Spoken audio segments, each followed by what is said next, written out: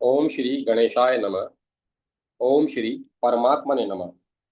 श्री रामांक। राम भक्त अगस्त जी। यह बर मांगऊं कृपा निकेता, बसहु हृदय श्री अनुज समेता। विंध्यगिरि की गति को अवरुद्ध कर देने वाले परम तेजस्वी अगस्त जी का आश्रम अत्यंत मनोहर था। वहां प्रत्येक ऋतु में सुंदर पुष्प और सुस्वादु फल सुलभ थे। मृगादि पशु वहां शांति एवं सुखपूर्वक विचरण करते थे और नाना प्रकार के पक्षी मधुर स्वर में गान करते रहते थे। राक्षस गण उनके आश्रम में आश्रम के समीप भी नहीं आते थे। वे भयाक्रांत होकर दूर चले गए थे। आश्रम प्रत्येक दृष्टि से सुखद एवं निरापद था। इसी कारण तपश्चर्या के लिए वहां ऋषि मुनि ही नहीं, देवता यक्ष नाग और पक्षी भी अत्यंत संयमित जीवन व्यतीत करते हुए निवास करते थे। तपस्वी अगस्त्य जी की प्रशंसा करते हुए स्वयं कमल लोचन श्री राम ने अपने अनुज लक्ष्मण से कहा था, हे मुनि, ऐसे प्रभावशाली हैं कि इनके आश्रम में कोई झूठ बोलने वाला, क्रूर, शठ, नृशंस अथवा पापाचारी मनुष्य जीवित नहीं रह सकता।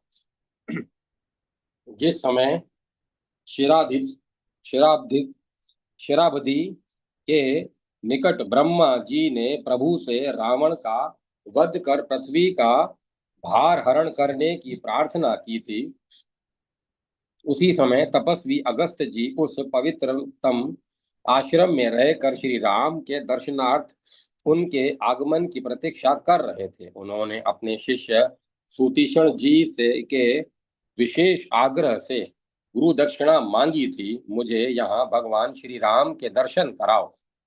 सुतीक्षण जी ने श्री अगस्त जी के चरणों में प्रणाम किया और भगवान श्री राम की प्राप्ति के लिए वहां से चले गए। वे निरंतर साधन भजन में लगे रहते थे। श्री राम के चरणों में उनकी भक्ति अनुपम थी और इसी कारण श्याम सुंदर श्री राम ने श्री सीता एवं लक्ष्मण सहित उन्हें दर्शन दिया। उनकी लालसा पूरी हुई। वे प्रभु के साथ अपने गुरु श्री अगस्त्य जी के आश्रम की ओर चले। आश्रम के पास पहुंचकर सुतीक्षण जी तुरंत अपने गुरु के पास चले गए। उस समय श्री अगस्त्य जी राम भक्तों के साथ प्रभु का गुणगान कर रहे थे। वहां पहुंचकर उन्हें विनय पूर्वक दंडवत प्रणाम कर सुबुद्धि सुतीक्षण ने कहा, ब्राह्मण दशरथ कुमार श्री राम सीता और लक्ष्मण के साथ आपके दर्शनों के लिए आए हैं और अंजलि बांधे आश्रम के बाहर खड़े हैं। तुरत सुतीशन गुर पही गहूं करी दंडवत कहत अस बहुर नाथ कौशलाधीश कुमारा आए मिलन जगत आधारा। राम अनुज समेत बेदेही निसी दिनु देव जपत हहु जेहि। इस संवाद में कितना सुख था, इसे परम भक्त श्री अगस्त्य जी ही जानते थे। सुनत सुनत अगस्त्य तुरत उठी धाये। श्री अगस्त्य जी अपने परम आराध्य के दर्शनार्थ दौड़ पड़े। मुनीश्वर को आते देख श्री रामचंद्र जी लक्ष्मण और सीता के सहित पृथ्वी पर दंड के समान लेट गए। वे तब मुनिराज ने तुरंत ही राम को उठाकर प्रेम पूर्वक हृदय से लगा लिया और उनके दर्शन संस्पर्श से स्पर्श से प्राप्त हुए आनंद से उनके नेत्रों में राम को तब मुनिराज ने तुरंत ही राम को उठाकर प्रेम पूर्वक हृदय से लगा लिया और उनके शरीर स्पर्श से प्राप्त हुए आनंद से उनके नेत्रों में जल भर आया। फिर अगस्त्य जी ने बड़े ही स्नेह से उनसे कुशल प्रश्न पूछा। प्रभु श्री राम के अमृतमय वचनों से अगस्त्य जी का रोम रोम पुलकित हो रहा था। उन्होंने लक्ष्मण एवं सीता सहित अपने प्राणाराम श्री राम को सुंदर आसन पर बैठाया तथा उनकी प्रेम पूर्वक पूजा की। वन के सुंदर एवं सुस्वादु फलों से प्रभु को संतुष्ट कर वे कहने लगे, आज मेरे जैसा सौभाग्यशाली कोई नहीं, जो मैं जिनमें योगियों का मन रमण करता है तथा जो भक्तों को आनंद प्रदान करने वाले हैं। उन धर्मात्मा राम को विदेह तनया सीता और लक्ष्मण के साथ अपने आश्रम में प्रत्यक्ष देख रहा हूँ। दया में आपकी दया अनंत है। इस प्रकार स्तुति करते हुए अगस्त्य जी ने प्रभु श्री राम से कहा, प्रभो, मैंने बहुत समय तक अनन्य भाव से तपस्या की है। राम, आज जो मैंने आपकी प्रत्यक्ष पूजा की, यह उस तपस्या का फल है। राघव, सीता के सहित आप सर्वदा मेरे हृदय में निवास करें। मुझे चलते फिरते सदा आपका स्मरण बना रहे। इस प्रकार स्तुति कर महाभाग अगस्त्य जी ने राक्षसों का संहार करने के लिए पूर्व काल में श्री राम के लिए इंद्र का दिया हुआ धनुष, बाणों से कभी खाली न होने वाले दो तरकस तथा एक रत्न जड़ित खड्ग देते हुए मुनिजन वंदित श्री राम से कहा, अनन्य धनुषा राम अथवा संख्य महासुरान इत्यादि। श्री राम पूर्व काल में भगवान विष्णु ने इसी धनुष से युद्ध में बड़े बड़े असुरों का संहार करके देवताओं की उदीप्त लक्ष्मी को उनके अधिकार से लौटाया था। मानद, आप यह धनुष को धनुष आप यह धनुष ये आप यह धनुष, ये दोनों तरकस, ये बाण और यह तलवार राक्षसों पर विजय पाने के लिए ग्रहण कीजिए, ठीक उसी तरह जैसे वज्रधारी इंद्र वज्र धारण करते हैं। सर्वसमर्थ सर्वेश्वर श्री राम ने उन श्रेष्ठ आयुधों को ले लिया और विनय पूर्वक पूछा, महामुने, आप मुझे कृपा पूर्वक ऐसा स्थान बताइए जहाँ जल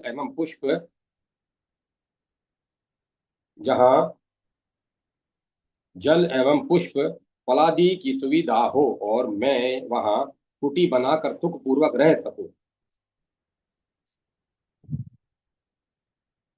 अपने परमा आराध्य निखिल सृष्टि के स्वामी जगदाधार श्री राम के मुखारविंद से ऐसा वचन सुनकर अगस्त्य जी के नेत्र भर आए। वे प्रभु के सौंदर्य, शील एवं विनय आदि गुणों पर अत्यंत मुग्ध थे ही उन्हें यह सम्मान देते देखकर गदगद हो गए। उनकी वाणी अवरुद्ध सी हो गई। कुछ देर बाद उन्होंने श्री राम के मुखारविंद की ओर एक टक निहारते हुए कहा, संतत दासन देहूं बड़ाई, ताते मोहि पूछे हूँ रघुराई। हे प्रभु, परम मनोहर ठाऊ, पावन पंचबटी ते ही नाऊ। दंडक बन पुनीत प्रभु करहूं, उग्र सांप मुनिबर कर हरहूं। पद्म पत्राक्ष श्री राम ने अगस्त्य जी के चरणों में सादर प्रणाम निवेदन किया और फिर यहाँ से चले। राम मुनि आयुसु पाई। धन्य थे महाभाग अगस्त्य जी और धन्य थी उनकी श्री राम पद प्रीति। जय माता सरस्वती। जय मां सरस्वती। राम नाम का सुमिरन कर ले, प्रेम सहित नर बारंबार। वेद पुराण शास्त्र सब गाते, उसकी महिमा अपरंपार। शेष गणेश महेश भवानी वाल्मीकि नारद हनुमान, तुलसी सुर कबीर व्यास शूक ध्रुव प्रहलाद भुसुंड महान। मीरा चरण दास है जो भी करते जिसका नित गुणगान। शबरी गिद्ध विभीषण गणिका, अजामिल गज भक्त समान। राम नाम ने किया सभी को सुगम, पंथ से मोक्ष प्रदान। वैर भाव से सुमिरन करता, उसका भी होता कल्याण। चलते फिरते सोते जगते रखियो सदा उसी का ध्यान। श्वास श्वास में राम जपो, बस पाओ पावन पद निर्वाण। मगन ध्यान में मन जब होता, आहा आती अजब बहार, पुलकित तनु आनंद अश्रु की बहती निश दिन अविरल धार। लेखक भागवत नारायण भार्गव। जय माता सरस्वती। जय माता सरस्वती। प्रेमी भक्त श्री सुतीक्षण जी। अखिल विश्व यह मोर उपाया, सब पर मोही बराबरी दाया। तिन में जो परिहरि मद माया, भजे मोहि मन बच अरु काया। पुरुष नपुंसक नारी वा जीव चराचर कोई, सर्व भाव भज कपट तजी मोहि परम प्रिय सोई।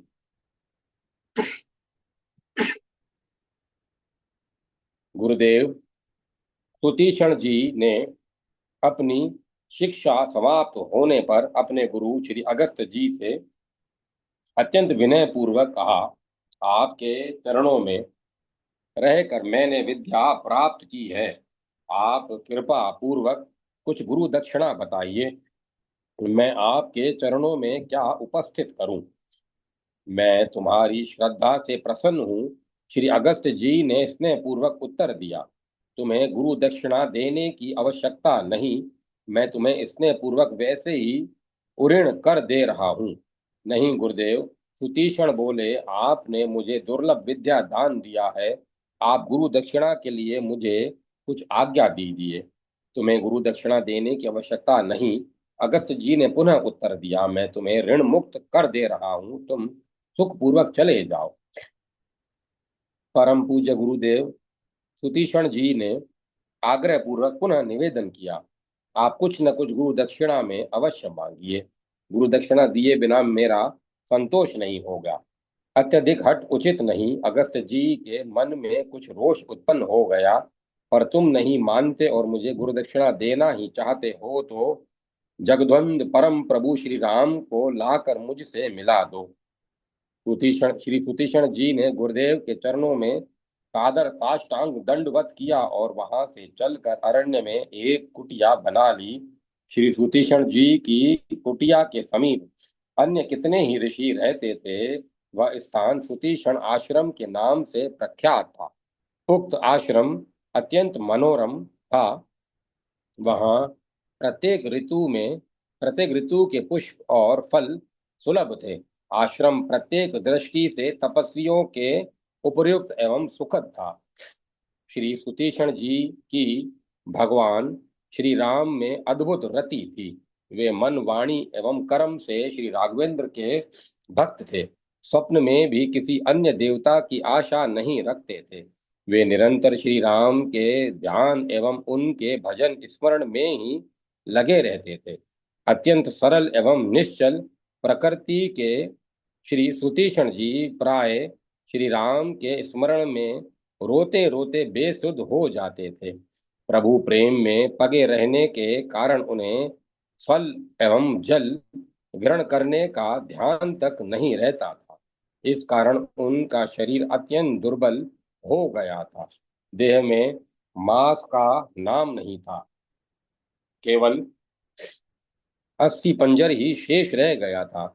श्री सुतीक्षण मुनि ने श्री सुतीक्षण मुनि में नवधा भक्ति के सभी आदर्श उपस्थित हो गए थे। वे राम मंत्र के अनन्य उपासक थे। भगवान भगवती सीता एवं अनुज लक्ष्मण सहित प्रभु श्री राम इधर ही आ रहे हैं, यह संवाद पाते ही सुतीक्षण जी उठकर खड़े हो गए और मन में अनेक मनोरथ करते हुए आतुरता से दौड़ पड़े।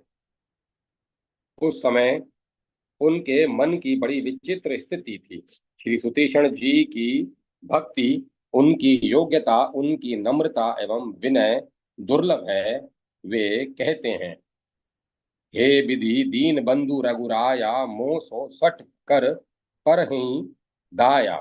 मोरे जिय भरोस दृढ़ नाही, भगति बिरती न ज्ञान मन माही। नहीं सत्संग जोग जप जागा, नहीं दृढ़ चरण कमल अनुरागा। एक बानी करुणा निधान की, तो प्रिय जाके गति न आन की। श्री सुतीक्षण जी प्रभु को प्राप्त करने की योग्यता अपने में सर्वथा अभाव देखते हैं। उन्हें अपने में भक्ति, ज्ञान, वैराग्य, जप, यज्ञ, सत्संग एवं प्रभु पद्मों में दृढ़ अनुराग कुछ भी नहीं दिखता। पर करुणामूर्ति प्रभु के स्वभाव की आशा और उसका विश्वास अवश्य है, और ये ही भक्ति की पराकाष्ठा के लक्षण हैं। आज संसार सागर से मुक्ति प्रदान करने वाले प्रभु के मुख कमल का दर्शन कर मेरे नेत्र सफल होंगे, कृतार्थ हो जाएंगे।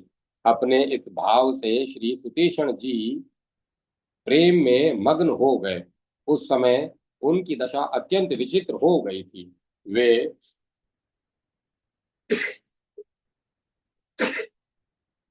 वे किस दिशा में, कहाँ, किस लिए जा रहे हैं, इसका उन्हें पता ही न था। उन्हें मार्ग नहीं सूझ रहा था। वे कभी जोर से श्री भगवान के परम मंगल में परम मधुर नाम का उच्चारण करने लगते तो कभी सर्वथा मौन हो जाते, जैसे उनकी वाणी ही नहीं है। प्रेम विहल श्री सुतीक्षण जी कभी पीछे लौट जाते और कभी अपने आराध्य श्री राम के गुण गा गा कर नृत्य करने लगते।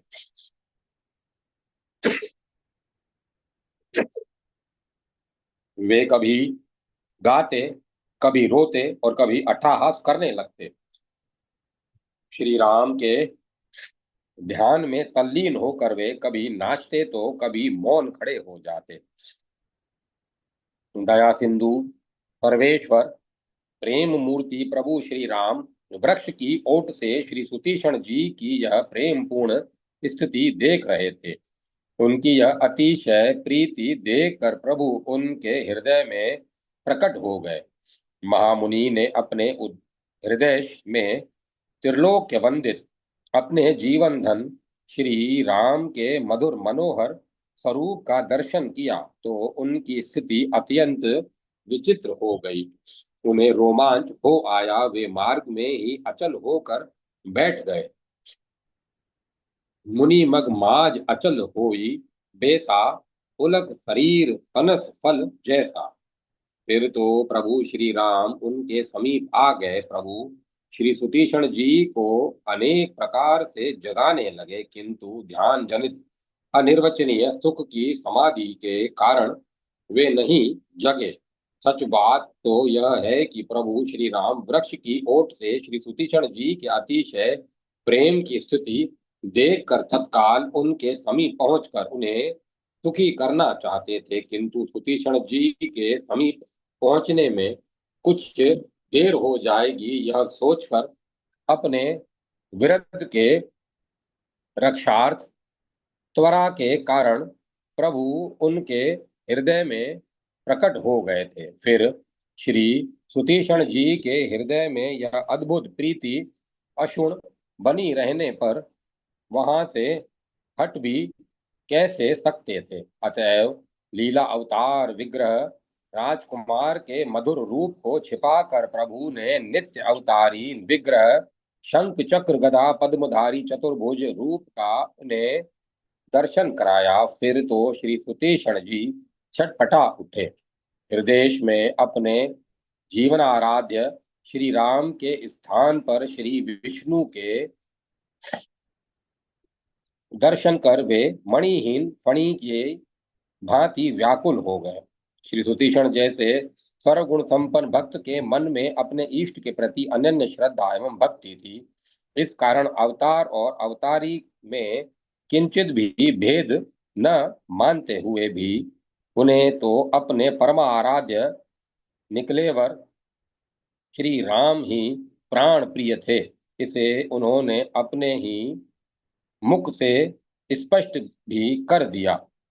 यद्यपि बिरज व्यापक अविनाशी सबके हृदय निरंतर बासी, तदपि अनुज श्री सहित खरारी बसहूं मनसी मम काननचारी। मुनि अकलाई उठा तब कैसे बिकल हीन मीन फणिबर जैसे।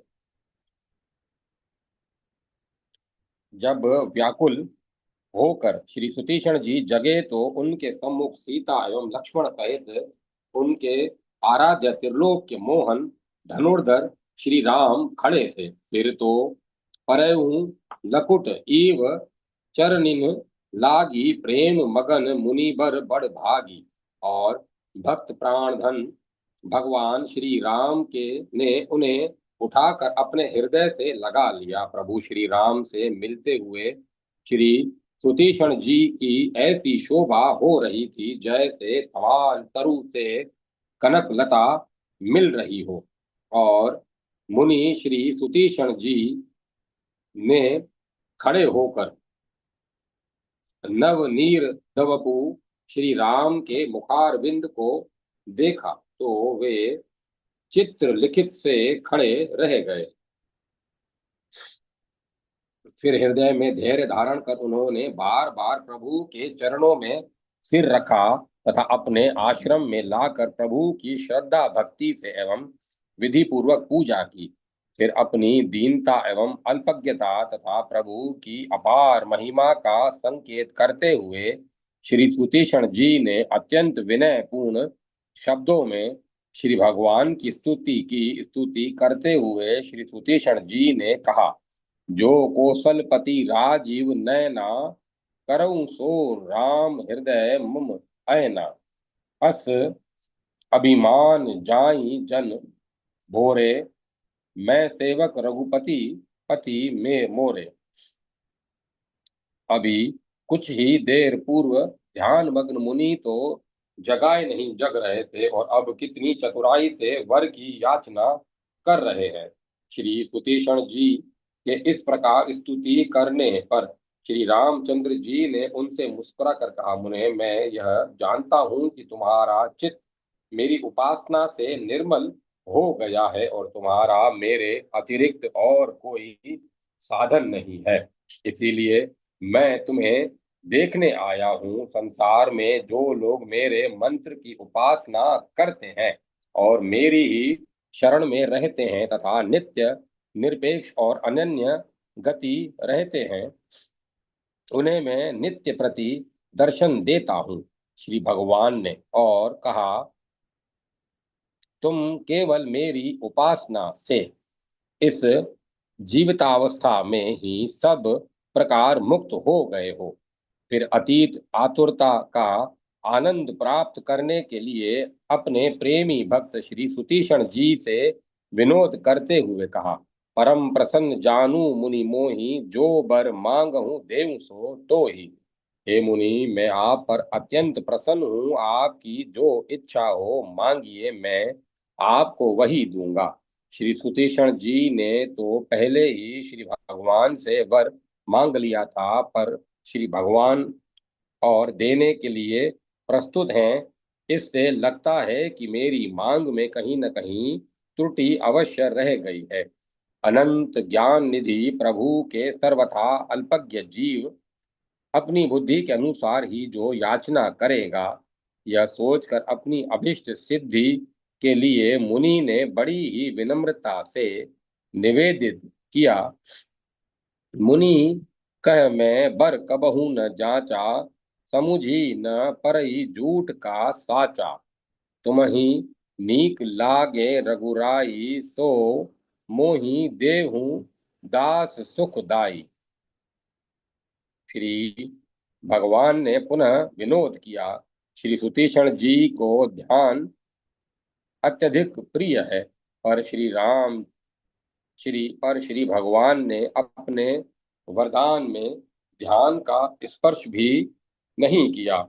वरदान देते हुए प्रभु बोले, अविरल भक्ति बिरति विज्ञाना, हो सकल गुण ज्ञान निधाना। पर श्री सुतीक्षण जी की भक्ति अत्यंत दृढ़ थी। अपने अभिष्ट की सिद्धि के लिए उन्होंने निखिल सृष्टि के स्वामी अपने परम आराध्य प्रभु श्री राम से निवेदन किया, प्रभु जो दीन सो बरऊ में पावा, अब सो देहूं मोहि जो भावा। अनुज जानकी सहित प्रभु चाप बान धर राम, मम हिय गगन इंदु इव बसहु सदा निह काम।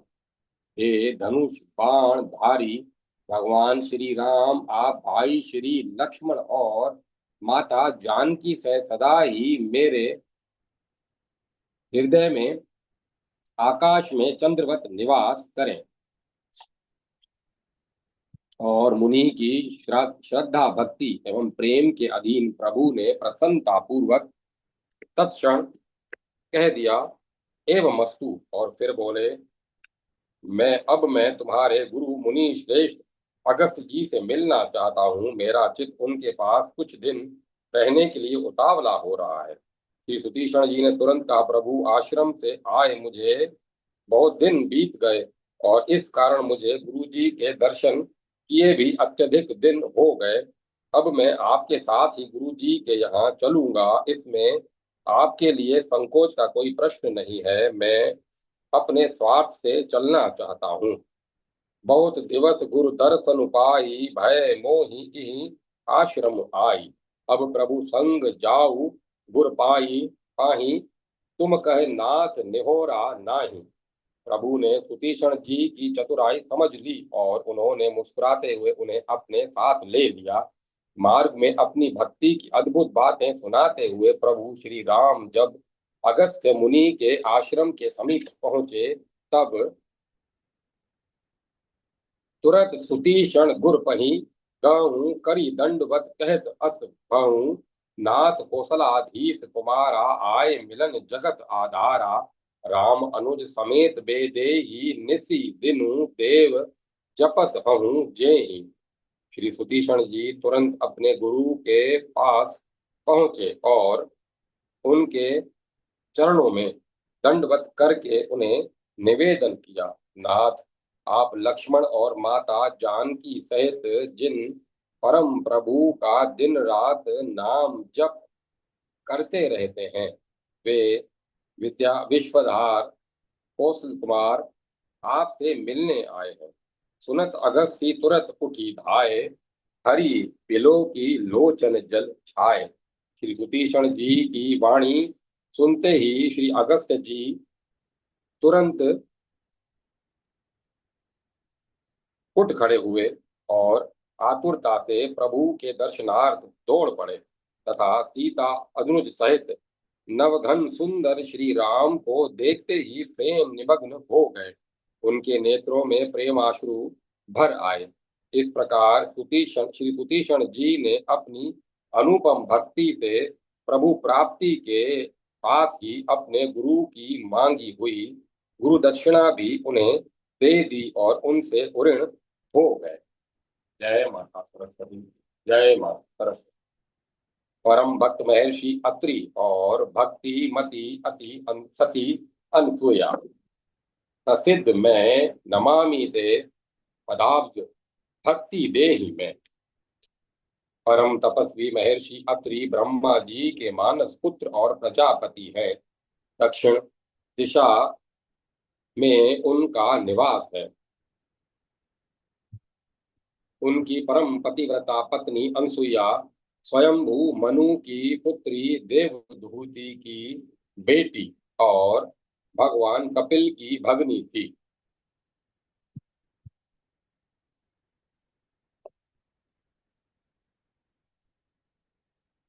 महर्षि कर्दम उनके पिता थे। जैसे महर्षि अत्रि राग द्वेष रहित परम भगवत भक्त थे, वैसे ही देवी अनसुईया असूया रहित भक्तिमती थी। ब्रह्मा जी ने इन्हें सृष्टि करने की आज्ञा दी। सृष्टि करने के पूर्व इस भगवत भक्त दंपति ने तप करने का निश्चय कर अत्यंत कठोर तपस्या की। इनकी तपश्चर्या का लक्ष्य संतान की प्राप्ति नहीं, निखिल सृष्टि के स्वामी परम प्रभु को अपने सम्मुख देखना था। श्रद्धा एवं विश्वास पूर्वक दीर्घकालीन कठोर तपस्चरण के फल स्वरूप ब्रह्मा विष्णु और आशुतोष महेश तीनों देवताओं ने प्रत्यक्ष दर्शन देकर इन्हें कृतार्थ किया। ये अपने चरण कमलों में लेट गए। ये उनके चरण कमलों में लेट गए और गदगद कंठ से त्रिदेवों की स्तुति करने लगे। वर मांगा महर्षि अत्रि और सती अनसुईया की श्रद्धा भक्ति एवं दृढ़ प्रीति से प्रसन्न होकर त्रिदेवों ने कहा, हमारे मन में लौकिक कामना नहीं है। भक्त दंपति ने हाथ जोड़कर अत्यंत विनय पूर्वक निवेदन किया, किंतु विधाता ने सृष्टि उत्पन्न करने की आज्ञा दी है, अतएव आप तीनों पुत्र रूप में मेरे यहाँ पधारें। ऐसा ही होगा। त्रिदेव अंतर ध्यान हो गए और कुछ समय बाद इनके यहाँ श्री विष्णु के अंश से दत्तात्रेय, ब्रह्मा के अंश से चंद्रमा और शंकर के अंश से दुर्वासा का जन्म हुआ। जिन परम प्रभु की चरण रज से के स्पर्श से संपूर्ण पाप ताप नष्ट हो जाते हैं और जीव अक्षय सुख शांति प्राप्त कर लेता है, वे ही महामहिम करुणानिधान भगवान परम भगवत भक्त अत्रि के आंगन में देवी अनसुईया की गोद में खेल रहे थे, पल रहे थे। देवी अनसुईया सतत बालकों की ही चिंता में लगने रहने लगी थी। महर्षि अत्रि एवं देवी अनसुईया की श्रद्धा भक्ति और एवं अपने चरणों में दृढ़ प्रीति देकर भगवान श्री राम अपनी धर्म पत्नी सीता एवं भाई लक्ष्मण सहित उनकी इनके आश्रम में पधारे थे। सीता और लक्ष्मण सहित परम प्रभु मेरे आश्रम में आए हैं, यह समाचार सुनते ही महर्षि अत्रि की विचित्र दशा हो गई। उनकी प्रसन्नता की सीमा नहीं थी। उनका शरीर और पुलकित हो गया। वे मुनि जन वंदित श्री राम को देखते ही आतुर होकर खड़े दौड़ पड़े। अत्रि के आश्रम जब प्रभु गऊं, सुनत महामुनि हर्षित बहऊं। पुलकित गात अत्रि उठी धाये, देखी राम आतुर चली आए। और वहां पहुंचने पर उन्होंने अपने आश्रम में विराजमान और संपूर्ण तपोवन को प्रकाशित करते हुए मुनीश्वर के पास जा उन्हें दंडवत प्रणाम करके कहा, मैं राम आपका अभिवादन करता हूँ। मैं पिता की आज्ञा से दंडकारण्य में आया हूँ। इस समय वनवास में वनवास के मिस से भी आपका दर्शन कर मैं कृतार्थ हो गया। श्री राम को दंडवत करते हुए महर्षि ने उन्हें तुरंत उठाया और अपने हृदय से लगा लिया। प्रेमाधिक्य के कारण महर्षि के दोनों नेत्रों से अश्रु बह रहे थे। श्री राम के अलौकिक सौंदर्य को देखकर उनके नेत्र शीतल हो गए। फिर अत्यंत आदर पूर्वक वे प्रभु को अपने आश्रम में ले आए। करत दंडवत मुनि उर लाए, प्रेम बारी दो जन अनवाहे। देखी राम छवि नयन जुड़ाने, सादर निज आश्रम तब आने। इनके अनंतर महर्षि अत्रि ने सीता और लक्ष्मण सहित प्रभु श्री राम को अत्यंत पवित्र आसन पर बैठाकर विधि पूर्वक उनकी पूजा की और वन्य फलों से उनका आतिथ्य सत्कार किया। महर्षि की प्रेममयी भावना एवं सेवा से श्री राम अत्यंत संतुष्ट हुए। महर्षि अत्रि ने आसन पर बैठे हुए कमल दल लोचन नवनीर दवपु को जी भर कर देखा और कृतार्थ हो भदांजलि प्रभु की स्तुति करने लगे। प्रभु आसीन भरी लोचन शोभा निरखी, मुनिबर परम प्रवीण जोरी पानी स्तुति करत। परम भाग्यवान महर्षि अत्रि प्रभु की सौंदर्य सुधा का पान करते हुए उनकी स्तुति कर रहे थे। प्रेमातिरेक से उनकी विलक्षण दशा हो गई थी। प्रार्थना के अंत में सिर झुकाकर परम भक्त श्री अत्रि जी ने अपनी तीव्रतम लालसा व्यक्त की। विनती करी मुनि नाई सिरु, कह कर जोरी बहोरी, चरण सरोरु नाथ जनी, कबहू तजे मति मोरी। इसके बाद धर्मज्ञ ऋषि ने भगवान श्री राम को अपनी धर्म पत्नी अनसुईया देवी का परिचय देते हुए कहा, एक बार की बात है, अनवरत रूप से 10 वर्ष तक वर्षा न होने के कारण सर्वत्र त्राही त्राही मच गई। धरती तवे की तरह तप रही थी और पशु पक्षियों का प्राणांत हो रहा था। उस समय उन्होंने अत्यंत कठोर नियम के साथ उग्र तप किया, जिसके फलस्वरूप फल मूल उत्पन्न हुए और उन्होंने मंदा मंदाकिनी की पवित्र धारा बहाई। उन्होंने 10 सहस्त्र वर्ष तक कठोर तप करके ऋषियों की सारी बाधाएं दूर कर दी।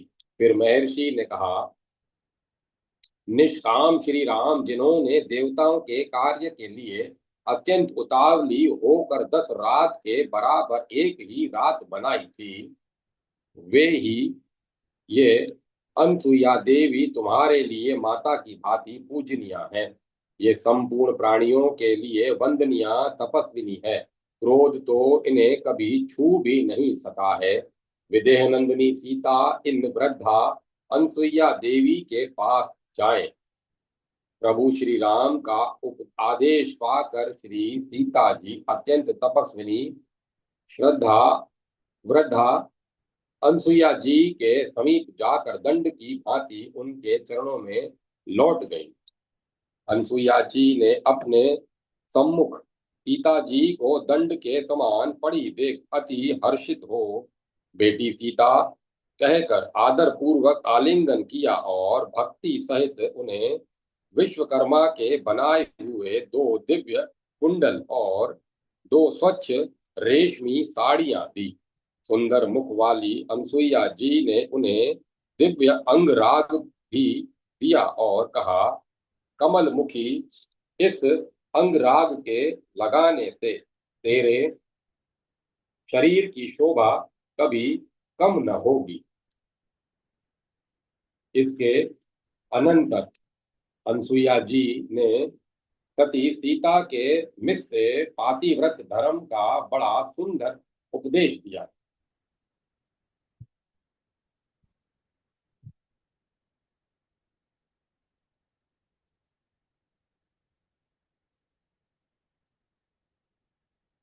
इसके अनंतर अनसुईया जी ने सती सीता के मिस से पतिव्रत धर्म का बड़ा सुंदर उपदेश दिया। अंत में उन्होंने कहा, सहज अपावनी नारी पति सेवत शुभ गति, लही जसु गावत श्रुति चारी, अजहू तुलसी का हरि ही प्रिय, सुनु सीता तब नाम सुमीरे, नारी पति व्रत करही, तो ही प्राण प्रिय राम कहूँ, कथा संसार हित।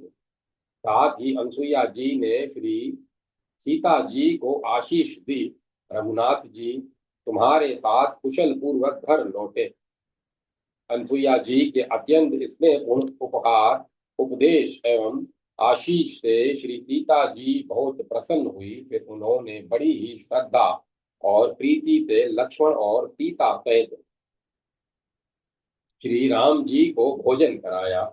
इसके बाद उन्होंने हाथ जोड़कर श्री राम जी से कहा, राम, इन संपूर्ण भुवनों की रचना करके आप ही इनकी रक्षा के लिए देवता मनुष्य और त्रियागादि योनियों में शरीर धारण करते हैं, तथापि देह के गुणों से आप लिप्त नहीं होते। संपूर्ण संसार को मोहित करने वाली माया भी आपसे सदा डरती फिर डरती रहती है। परम प्रभु श्री राम ने श्री सीता और लक्ष्मण सहित उस 10 महर्षि अत्रि के ही उस दिन महर्षि अत्रि के ही आश्रम में विश्राम किया। और दूसरे दिन स्नानोपरांत प्रभु श्री राम ने अत्यंत विनय पूर्वक महर्षि अत्रि से निवेदन किया, आसु होई जाय बन आना, संतत मोह पर कृपा करे हूँ, सेवक जानी सजे हूँ, जनी ने हूँ। जिस परम प्रभु की कृपा प्राप्ति के लिए योगींद्र मुनींद्र सतत प्रयत्नशील रहते हैं, उन प्रभु को अपने मुखार विंद से इस प्रकार की विनती वाणी में आज्ञा मांगते देखकर महर्षि के अंग प्रत्यंग पुलकित हो गए और उनके नेत्रों से आंसू बहने लगे। उनकी वाणी अवरुद्ध सी हो गई। साहस पूर्वक उन्होंने कहा, के ही विधि कहूँ जाहूँ सब स्वामी, कहूँ नाथ तुम अंतर जामी। प्रेम मूर्ति प्रभु ने पुनः विनय पूर्वक महर्षि से निवेदन किया, मुने हम ऋषि मुनियों से पूरित दंडकारण्य में जाना चाहते हैं। आप हमें मार्ग बताने के लिए कुछ शिष्यों को साथ भेज दीजिए। श्री राम जी का यह कथन सुनकर महायशस्वी अत्रि मुनि ने श्री रघुनाथ जी से हंसकर कहा, हे राम, हे देवताओं के आश्रय स्वरूप सबके मार्गदर्शक तो आप हैं, फिर आपका मार्गदर्शन कौन करेगा। तथापि इस समय आप लोक व्यवहार का अनुसरण कर रहे हैं, अतः मेरे शिष्यगण आपको मार्ग दिखाने जाएंगे।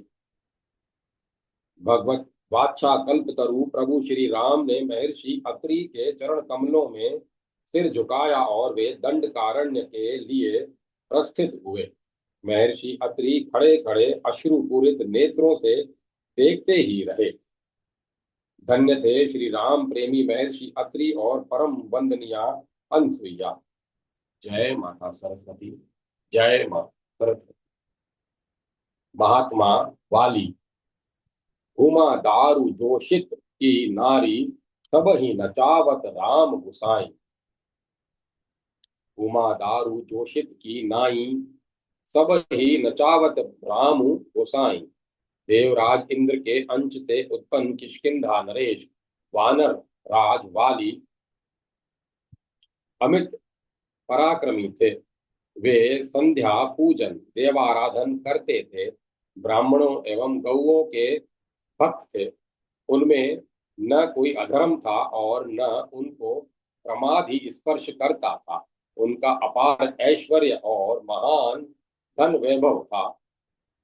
पराक्रम इतना महान था कि युद्ध के लिए आए राक्षस राज रावण को उन्होंने नन्हे से कीड़े की भांति पकड़कर अपनी कांख बगल में 6 महीने तक दबाए रखा और फिर लाकर घर में दशानन को छोड़ा।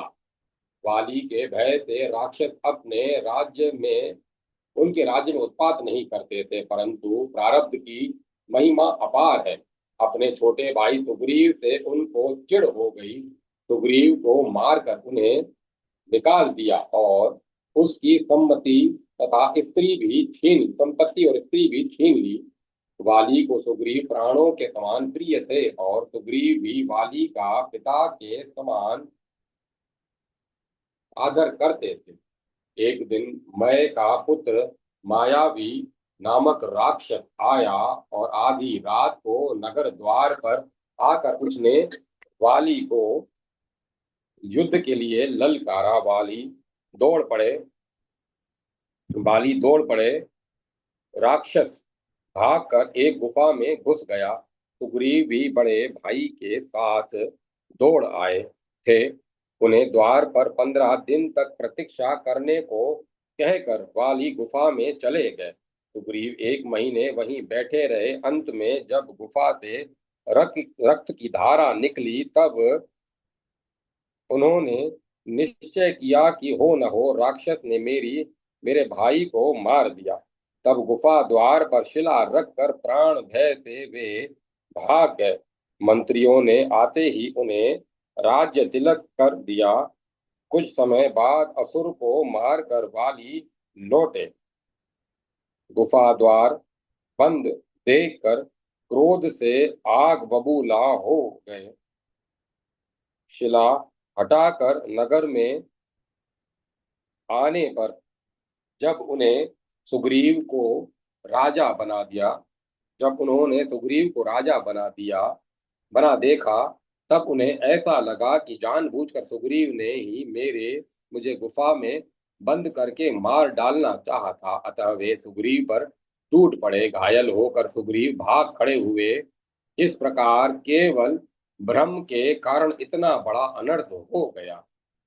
वाली ने दुंदुभि नामक राक्षस को मारकर एक बार ऋषिमुख पर्वत पर फेंक दिया था। उस राक्षस के रक्त से मतंग ऋषि का आश्रम अपवित्र हो गया। इससे ऋषि ने शाप दिया, वाली इस पर्वत पर आते ही मर जाएगा। इससे वाली वहां नहीं जाते थे। सुग्रीव उसी पर्वत पर रहने लगे। वहीं मर्यादा पुरुषोत्तम श्री राम के साथ उनकी मित्रता हुई। श्री राम ने उन्हें वाली से युद्ध करने को भेजा। तब सुग्रीव की ललकार सुनकर वाली दौड़े। तब तारा ने पैर पकड़कर उन्हें समझाना चाहा। उस समय वाली ने कहा, तारा, राम तो समदर्शी हैं, और यदि कदाचित वे मुझे मारेंगे भी तो मैं सदा के लिए सनाथ हो जाऊंगा। वाली श्री राम के स्वरूप को जानते थे। जब प्रभु ने उनकी छाती में बाण मारा और वे गिर पड़े, तब सर्वेश्वर उनके सम्मुख आए। वाली ने उन्हें बुलाना दिया छिपकर मारने के लिए, किंतु हृदय प्रीति मुख बचन कठोरा को वे सर्वांत अंतर्यामी भली भांति जानते थे।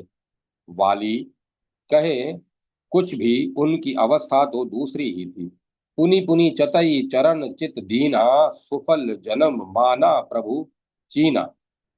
भगवान ने भी वाली के वचन का उत्तर देकर बताया कि यह जानकर भी कि सुग्रीव भगवान के आश्रित हैं, इन्हें मारने का प्रयत्न अहंकार वश ही किया गया। मैंने वाली के शरीर को अमर कर देने का प्रस्ताव उसके सामने रखा। वाली ने उत्तर दिया, प्रभु, ऐसा सुअवसर बार बार हाथ नहीं लगता।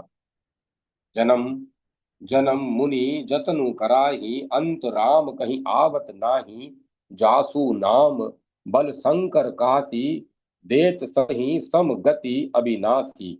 मम लोचन गोचर सोई आवा, बहुरी की प्रभु अस बिनहि बनावा। बाली ने भगवान की स्तुति की और वरदान मांगा, नाथ, कर्मवश जिस किसी भी योनि में जन्म ग्रहण करूं, वहां मेरा आपके श्री चरणों में प्रेम रहे। जहीं जोनि जन्मों कर्म बस, तह राम पद अनुरागम। यह दिव्य झांकी उस बड़भागी के सम्मुख थी। श्याम गात सिर जटा बनाए, अरुण नयन सर चाप चढ़ाए। श्री राम के चरणों में चित्त को लगाकर इस छवि का दर्शन करते हुए वाली ने इस प्रकार शरीर छोड़ दिया। सुमन माल जिमि कंठ के गिरत न जाई नाग। जय माता सरस्वती। जय मां सरस्वती। भक्त हृदय कुंभकर्ण। राम ही केवल प्रेम प्यारा, जान ही लहू जो जान निहारा।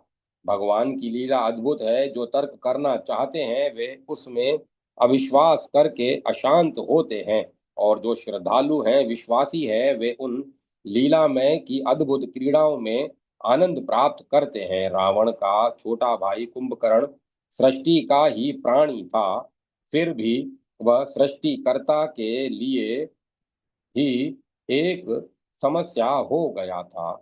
जब तपस्या करते हुए कुंभकर्ण के पास ब्रह्मा जी वरदान देने पहुंचे, तब वरदान देना तो दूर, उन्हें दूसरी ही चिंता हो गई।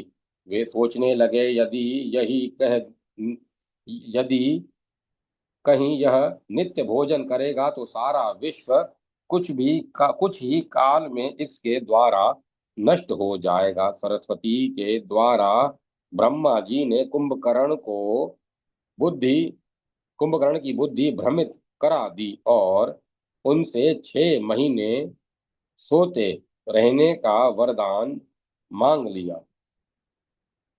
पाप पुण्य धर्म कर्म से भला कुंभकर्ण का क्या काम, वह तो 6 महीनों तक खराटे लेता पड़ा रहता था। एक पहाड़ की बड़ी भारी गुफा में 6 महीने पर केवल एक दिन के लिए जगता था। वह दिन भोजन करने तथा कुशल मंगल पूछने में ही बीत जाता था। रावण के अपकर्मों में कुंभकर्ण का कोई हाथ नहीं था। न हो ही सकता था। यह महाकाय का हृदय निर्मल था। उस महाकाय का हृदय निर्मल था। वह इतना शुद्ध अधिकारी था कि स्वयं देव ऋषि नारद ने उसे तत्व ज्ञान का उपदेश दिया था। जब लंका की सेना वानर रीछों को मार से रावण रीछों की मार से संत्रस्त हो गई, जब अनेक अकंपन आदि राक्षस नायक कपियों के हाथ मारे मारे गए, तब रावण ने कुंभकर्ण को जगाने का आदेश दिया। उनके अनेक उपायों के द्वारा किसी प्रकार राक्षस कुंभकर्ण को जगा सकें।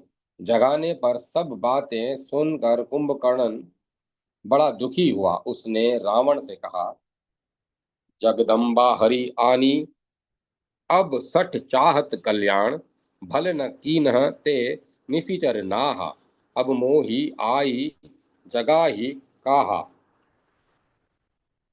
अजहूं तात त्यागी अभिमाना, भजहूं राम होई कल्याणा। परंतु बड़े भाई का अनादर करना कुंभकर्ण को अभिष्ट नहीं था। कुछ वह तो अपने नेत्रों को सफल करना चाहता था। इस उसने अपनी एकमात्र इच्छा व्यक्त की, श्याम गात सर सिरहूं लोचन, देखो जाई ताप त्रय मोचन। विभीषण जी जानते थे कुंभकर्ण के निष्कपट हृदय को। वे युद्ध के लिए आते हुए उस अपने भाई के समीप गए। कुंभकर्ण ने उनको बड़ी सुंदर शिक्षा दी। धन्य धन्य ते धन्य भीषण, बहु तात निशिचर कुल भूषण, बंधु बंत ते कीन्ह उजागर, भजहूं राम शोभा सुख आ सागर, बचन करम मन कपट तजी, भजे हूँ राम रणधीर। हृदय में भक्ति का यह निर्मल भाव देखकर कर्तव्य से विवश यह महाकाय युद्ध में आया। वह देखो जाई ताप त्रय मोचन का संकल्प लेकर चला था। अतः भक्त वत्सल प्रभु ने भी कहा, मैं देखूं खल बल दलही, और वे राजीव नयन स्वयं कर सारंग साजी कटी बाथा। कुंभकर्ण के सम्मुख पहुंचे। संग्राम में पराक्रम प्रदर्शित करके श्री राम के बाणों से शरीर त्याग कर कुंभकर्ण ने प्रभु में ही लीन हो गया। कुंभकर्ण उन प्रभु में ही लीन हो गया। तासु तेज प्रभु बदन समाना, सुर मुनि सब ही अचंभव माना।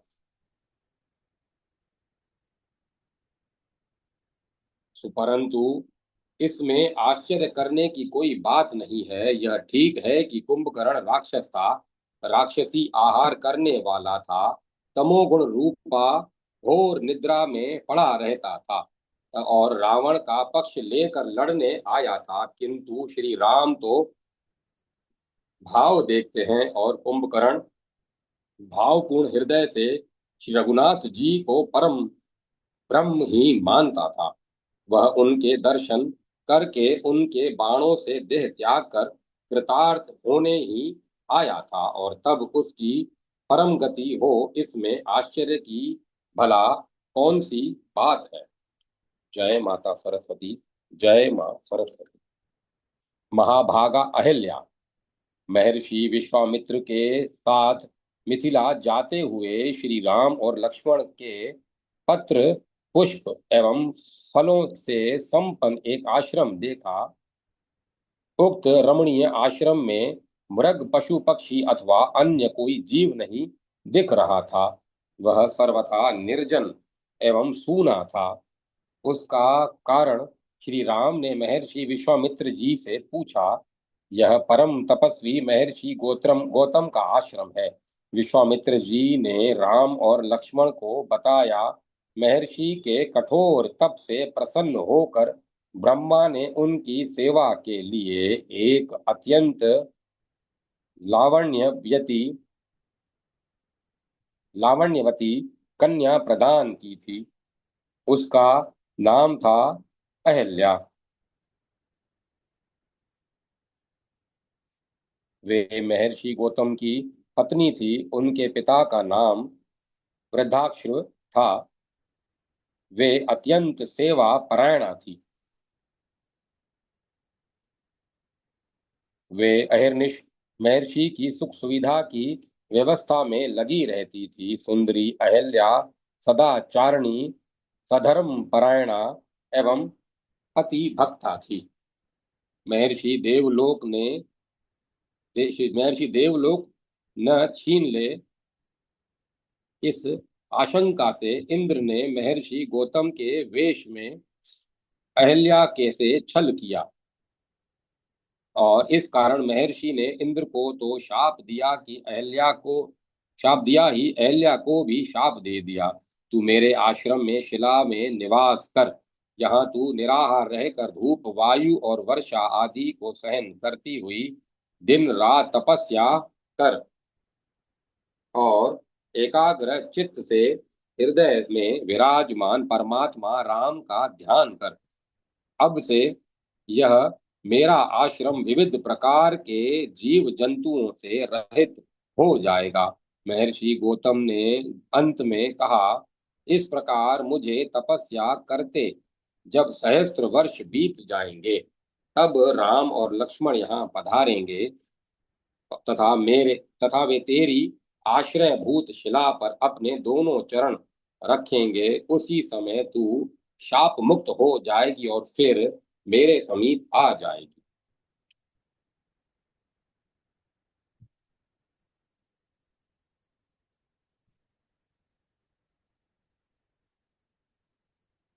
इतना कहकर महर्षि गौतम हिमालय पर्वत पर चले गए। विश्वामित्र ने कहा, यह बात सहस्त्रों वर्ष पूर्व की है। अहल्या प्रचंड धूप वर्षा एवं वात में अनवरत रूप से अत्यंत कठोर तप कर रही है। महातेजस्वी श्री राम, अब तुम पुण्यकर्मा महर्षि गौतम के इस आश्रम पर चलो और इन देव रूपिणी महाभागा अहिल्या का उद्धार करो। महर्षि विश्वामित्र के आदेशानुसार श्री राम ने उक्त शिला पर अपने चरण रखे और उसी समय महर्षि पत्नी अहिल्या को देखा। उन्हें देखकर भगवान श्री राम ने मैं राम हूँ कहते हुए उन्हें प्रणाम किया। तब अहिल्या ने रेशमी पीतांबर धारण किए श्री रघुनाथ जी को देखा। उनकी चार भुजाओं में शंख चक्र गदा और पद्म सुशोभित थे। कंधे पर धनुष बाण विराजमान थे तथा हाथ साथ में श्री लक्ष्मण जी थे। उनका मुख मुस्कान युक्त नेत्र कमल दल के समान और वक्ष स्थल श्री वत्सांग से सुशोभित था। अपने नीलमणि सदृश श्याम विग्रह से वे दसों दिशाओं को प्रकाशित कर रहे थे। अहिल्या के नेत्रों में प्रेम आश्रु भर आए। उन्हें अपने पति के वचन की स्मृति हुई तो वे गदगद हो गई। उनके आनंद की सीमा नहीं थी। उन्होंने प्रभु की बड़ी ही श्रद्धा से पूजा की और फिर उनके चरणों में साष्टांग लौट गईं। फिर हाथ जोड़कर उन्होंने श्री राम की स्तुति की। मैं नारी अपावन प्रभु जग पावन रावण रिपु जन सुखदाई राजीव बिलोचन भव भय मोचन पाहि पाहि सर नाहि आई मुनि शाप जो दीना अति भल कीना परम अनुग्रह में माना देखऊं भरी लोचन हरि भव मोचन यही लाभ शंकर जाना बिनती प्रभु मोरी मैं मति भोरी नाथ न मांगऊं बर आना पद कमल परागा रस अनुरागा मम मन मधुप करे पाना देव मैं यत्र कुत्रापि हे देव मैं जहाँ कहीं भी रहूं वहीं सर्वदा आपके चरण कमलों में मेरी आसक्ति पूर्ण भक्ति बनी रहे। इस प्रकार महाभागा अहिल्या ने स्तुति कर कमल दल लोचन श्री राम के चरणों में बार बार प्रणाम किया और उनकी परिक्रमा कर वे सानंद अपने पति के पास चली गई। जय माता सरस्वती। जय माता सरस्वती। मंदोदरी। मंदोदरी दानवराज मय की पुत्री थी। उसकी माता का नाम हेमा था। हेमा अप्सरा थी। उसके लिए दानवपुरी में अधिक दिनों तक रहना संभव नहीं था। नवजात कन्या को छोड़कर वह देवलोक चली गई। मैंने पुत्री का नाम मंदोदरी रखा। मंदोदरी अत्यंत सुंदरी सरल सुशीला तथा सद्गुणवती थी। दानवराज मैं की संपूर्ण ममता और स्नेह का केंद्र मंदोदरी ही थी। इस कारण वे अधिकांश मंदोदरी को अपने साथ न रखते थे।